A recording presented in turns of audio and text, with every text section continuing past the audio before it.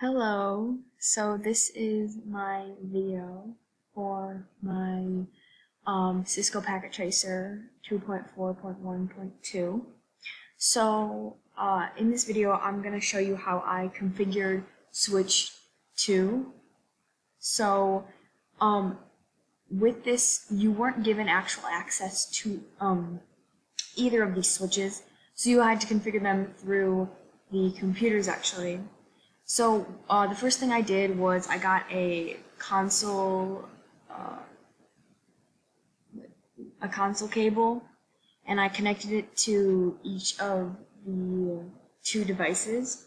Then I went over to here and I went into the terminal on the computer, and I scroll here to see what I did.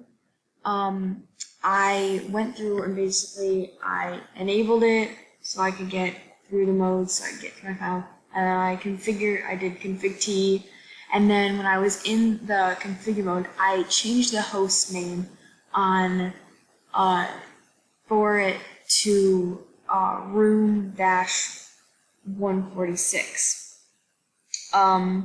Then I created passwords, so I created an initial password to get into enabled mode, which I used the password right here, 8UBRU, and then log in and exit, and then I went back to just the configure mode, and then I configured I configured the next kind of step. I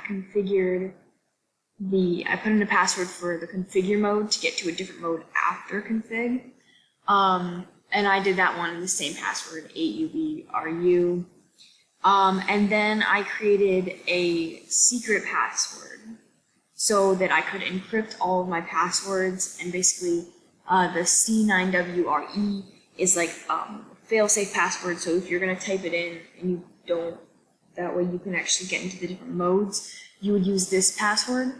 But if somebody tried to figure out the password by like going in and trying to use something like show running config or something like that, they wouldn't be able to see it because it would be encrypted.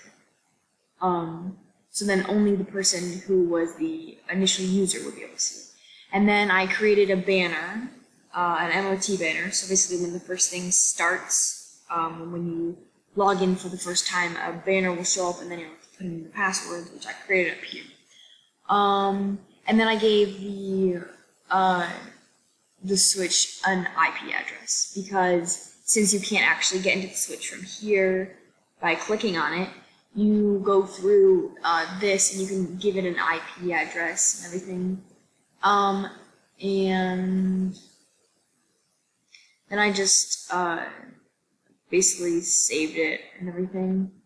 So then that's basically, it wasn't very hard. I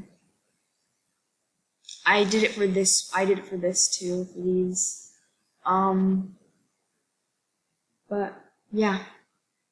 A lot of it was easy to find if I didn't really understand what I was doing, or I was just a little bit confused. I have notes about it that I actually created in this little notepad about how to do all of the different steps.